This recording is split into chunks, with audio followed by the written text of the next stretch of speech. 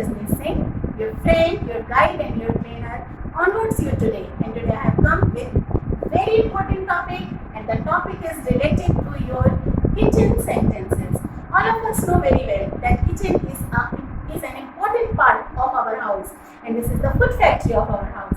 And in kitchen we used to come across the different activities and to which we must know what to say in English. Okay, because many of the circumstances used to arise on us that when we have to speak in English, any particular utensil's name or any particular sentence to which we need to speak in English, and we don't know.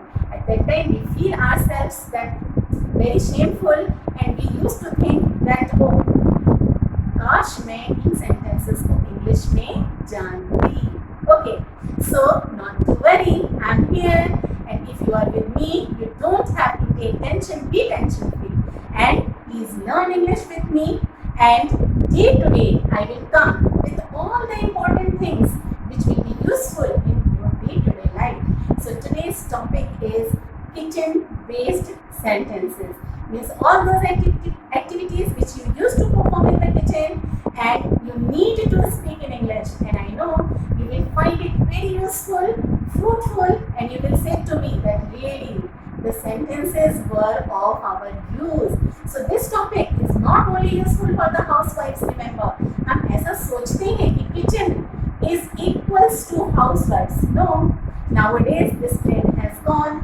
सिर्फ wives या ladies जो होती है वही kitchen में नहीं होती है. जिनको भी कुकिंग का शौक है वो किचन में होती है, और किचन के बिना तो हमारा काम हो ही नहीं सकता. Then not to waste the time, and please come to our topic. So I have written the sentences in Hindi ताकि मैं आपको एक्सप्लेन करते वक्त कुछ भी मुझसे मिस ना हो. ये इसका फर्स्ट पार्ट है. मैं और भी सेंटेंसेस लेकर के आऊंगी, पर पहले हम इनको सीख लेते हैं. ओके, इसमें से बहुत सारे सेंटेंसेस आप जानते होंगे, कॉमन होंगे, लेकिन बहुत सारी न्यू थिंग्स भी आप सीखेंगे, I am sure. So the first sentence I have written over here is आटा गूंथ लो. सब जानते हैं अगर हमें रोटी खानी है तो हमें आटा गूंथना ही पड़ेगा. वैसे हम इंग्लिश में क्या कहेंगे? We will say it knead the KNEAD, knead the dough. Instead of that we will write knead the dough. हम यहाँ पे लिखेंगे knead the dough. Okay. Now the next sentence is चाय छान ले या चाय छान लो. अगर आप चाय पीने के शौकीन हैं तो ये काम तो किचन में होता ही रहता है. So you know, चाय छान लें, इसके लिए हम बोलेंगे strain the tea. Strain the tea. और जो चाय की छन्नी होती है उसे हम इंग्लिश में बोलते हैं स्ट्रेनर. स्ट्रेन मीन्स चाय छानना, और जो चाय की छन्नी होती है उसे हम बोलते हैं strainer. Now please come to my next sentence. This is चाय में शक्कर डाली. ओके, चाय को पता है आपको इंग्लिश में क्या बोलते हैं, शक्कर को भी आप जानते हैं इंग्लिश में क्या बोलते हैं, लेकिन डालने को okay. So come with me, हम इसे कहते हैं pour. क्या बोलते हैं? POUR, pour. Pour the sugar into the tea. Pour the sugar into the tea. Okay. My next sentence over here is गाजर को कद्दूकस कर ले. कद्दूकस कर ले. कद्दूकस कहा जाता है. इसके अलावा बहुत सारे लोग उसे किसना भी कहते हैं कि गाजर को किस लें. ओके, सो यहाँ पे हम देखते हैं उसे क्या कहेंगे. उसे कहेंगे ग्रेट. ग्रेट मीन्स होता है कद्दूकस करना या किसना, और जो इंस्ट्रूमेंट होता है जिससे हम कद्दूकस करते हैं उसे हम कहते हैं grater. GRATER. Okay, so grate the carrots. हम ये मान लेते हैं कि यहाँ पे हम एक से ज्यादा गाजर यूज करें, इसलिए हमें कैरेट्स लिखा है यहाँ पे. माय नेक्स्ट सेंटेंस इज सब्जी को हल्के से तल ले. सब्जी को हल्के से तल ले मीन्स अगर कोई ऐसी वेजिटेबल है जो आपने डाला है, आपको हल्का सा फ्राई करना है उसको और फिर उसे निकाल लेना है. Okay, for any of the purpose. कई बार हम उसको मैशअप करने के लिए भी, मैश करने के लिए भी ये वर्ड यूज करते हैं और वो वर्ड है आपका सॉटे, SAUTE। देखते हैं हम SAUTE, इसका उच्चारण होता है saute. Saute the vegetables, saute the vegetables. Okay, next is बैंगन को मिट्टी के तंदूर में भून ले। मिट्टी के तंदूर, मैंने ये वर्ड इंटेंशनली यूज किया है ताकि आपको पता हो कि मिट्टी के तंदूर को क्या बोलते हैं। ऐसे तो तंदूर सबके घर में है जिसे हम अवन बोलते हैं, जो इलेक्ट्रिक से चलता है, लेकिन जो मिट्टी का तंदूर है वो हमारा ट्रेडिशनल तंदूर है। तंदूरी रोटी खाते हैं ना, मजा आता है। ओके, सो बैंगन को मिट्टी के तंदूर में भून ले। We will say roast, roast the brinjal. आप ये तो समझ गए होंगे भूनने को हम क्या बोलते हैं, roast. Roast the brinjal in the clay oven, CAAY, clay OVEN, oven।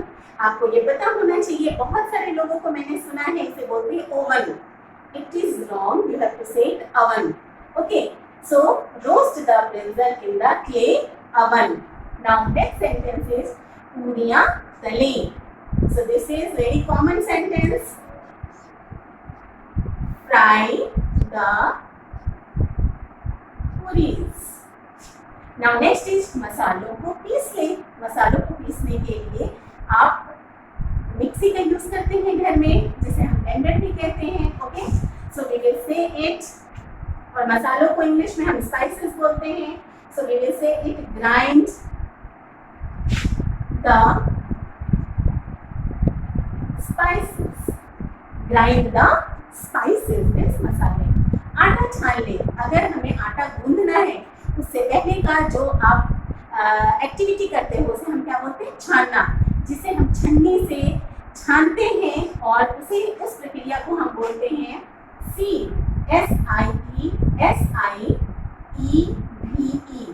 Seed the floor. Seed the floor means आटे को छानना। नेक्स्ट इज सब्जियों को काट ले। वैसे तो काटने को कट बहुत ही कॉमन वर्ड है, लेकिन हम यहाँ कट यूज नहीं करेंगे, हम यूज करेंगे चॉप द वेजिटेबल्स। एक्चुअली देखिए हम चॉप क्यों यूज करते हैं, क्योंकि सब्जी ऐसा तो है नहीं कि मैंने बोला कि लौकी की सब्जी बनानी है तो आपने लौकी के 2 टुकड़े किए और बस उसे कुक कर दिया। ऐसा तो करते नहीं हैं हम उसे छोटे छोटे टुकड़ों में काटते हैं और फिर हम उसे कुक करते हैं। ऐसे छोटे छोटे टुकड़ों में काटने को हम क्या कहते हैं, चॉप कहते हैं। इसलिए ये वर्ड यहाँ पे यूज होता है, chop the vegetables. Now next is gas stove चालू करें। मैंने यहाँ पूरा गैस स्टोव का है, जनरल का आम भाषा में हम उसे सिर्फ गैस कहते हैं। ओके, सो गैस स्टोव चालू करें, इसे हम बोलेंगे turn on the gas stove. Turn on the gas stove. Gas stove बंद करेगा, इसी का opposite turn off, turn off the gas stove. Our next sentence is आलू छीले। आलू छीले, प्याज छीले, संतरे छीले, आम छीले, कुछ भी छीले। छीलने को बोलते हैं हम peel off, PEEL, peel, OFF, off, peel off the potatoes।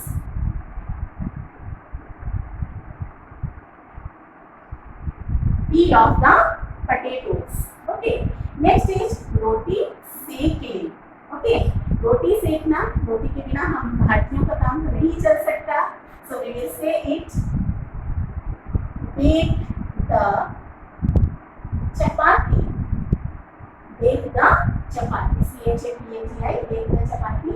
Now we will say रोटी बेलने, बेलना।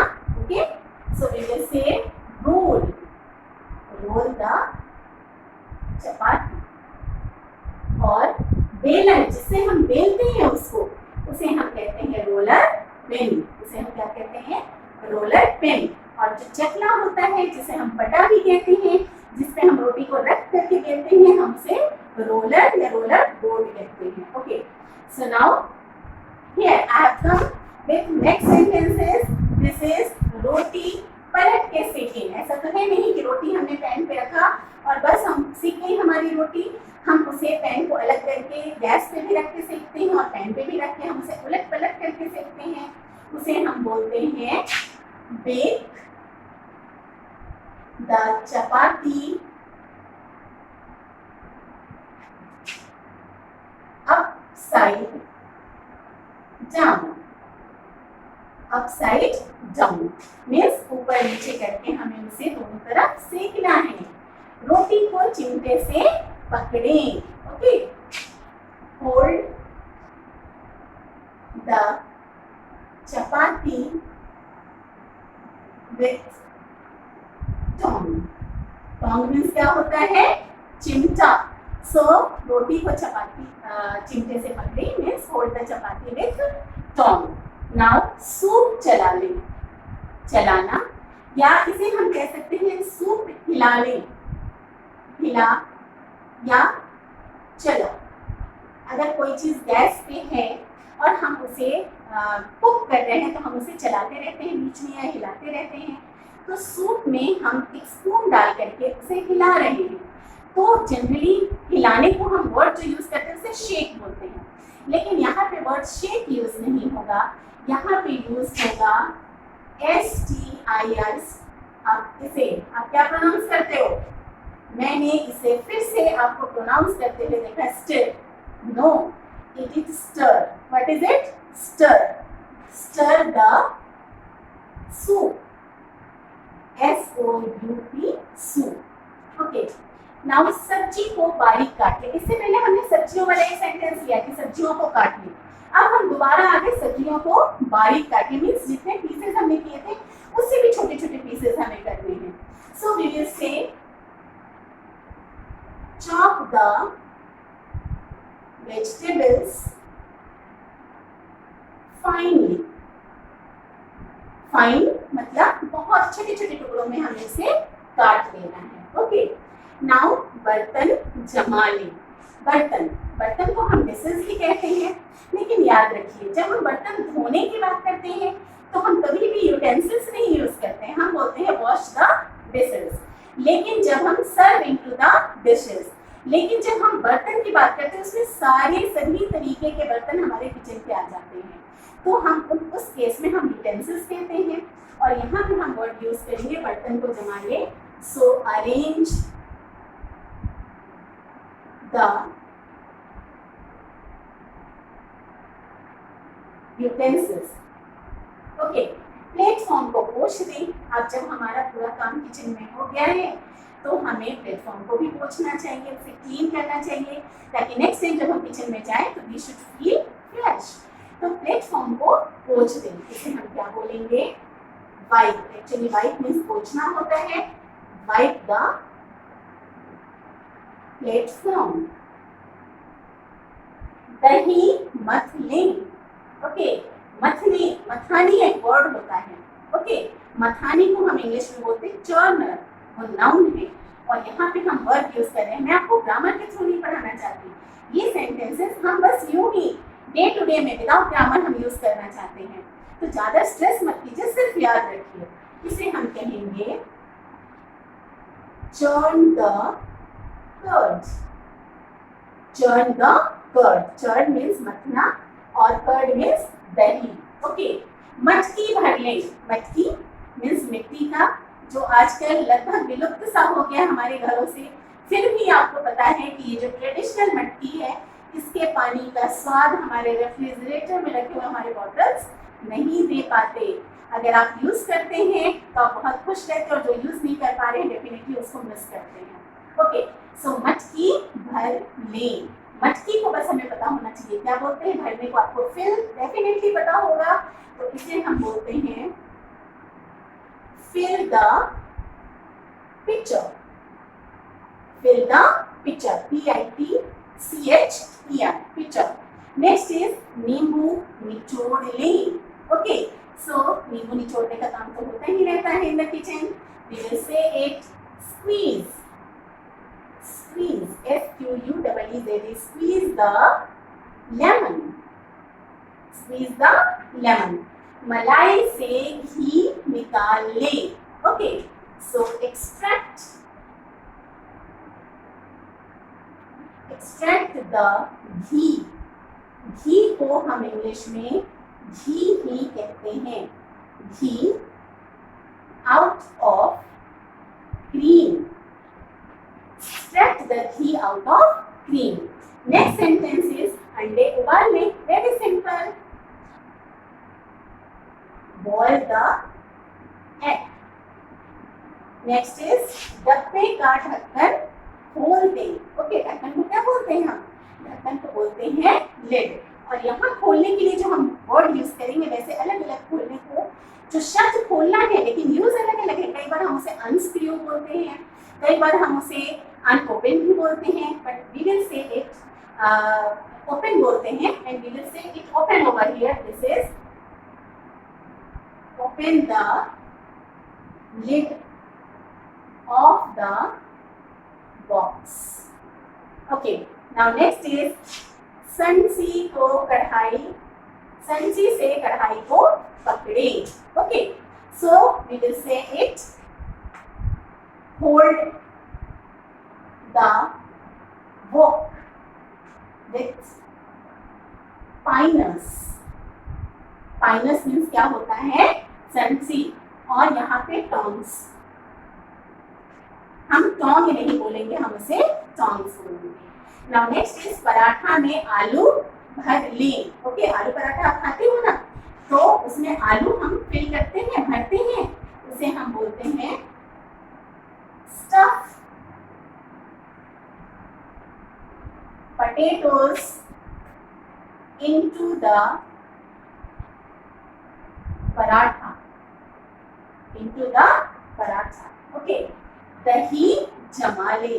दही को हम क्या बोलते हैं? सीख लिया हमने कि आलू या कुछ भी, जैसे शिमला मिर्च को आप फिल करके बनाते हैं, आप उसे कहते हैं कि स्टफ पेपर और स्टफ कैप्सिकम. इसी तरीके से आप आलू पराठे को जब भर के बनाते हैं, so that is stuff paratha you used to से.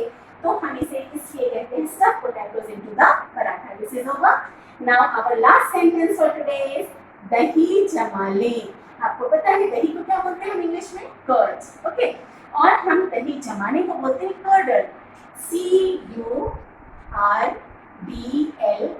Curdle the milk. मिल्क से दही बनता है, क्योंकि ये कर्डल सिर्फ दही जमाने के लिए नहीं यूज होता है, बल्कि कुछ और भी जमाने के लिए हम कर्डल वर्ड यूज करते हैं. इसलिए हमने यहाँ पे मिल्क ऐड कर दिया. मीन्स हमें दूध को ही जमाना है और उसे दही बनाना है. So this much for today. I hope so ये वीडियो आपके लिए बहुत ही यूजफुल था, बहुत इंपॉर्टेंट है. आप इसे बार बार देखेंगे, नोट्स बनाएंगे, लिख के रखेंगे, दिमाग में आप उसे सेट करके रखेंगे, and you are not going to leave any of the sentence out of this, and you will find it very useful, as I said in the starting of my video. So please don't forget to like, share and subscribe the videos. For such kind of informative videos, I will be always with you, and I will come with the next topic. Wait for me. Till then, bye bye. See you in my next video. Thank you.